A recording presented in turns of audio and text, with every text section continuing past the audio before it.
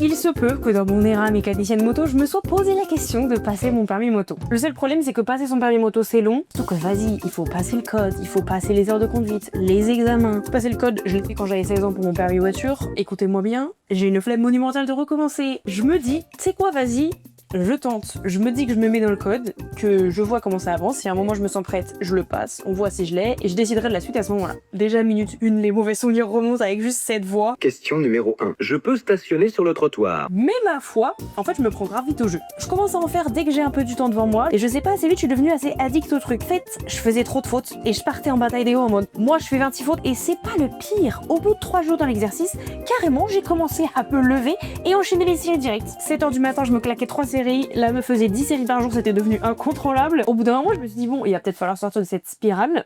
Je programme une note. 3 jours après, je suis donc partie faire mon examen. Donc ça faisait quand même que 10 jours que j'avais commencé à réviser. J'étais donc pas hyper sereine. Ça m'a fait vriller parce que je répondais tout le temps oui à toutes les questions. Mais devinez quoi?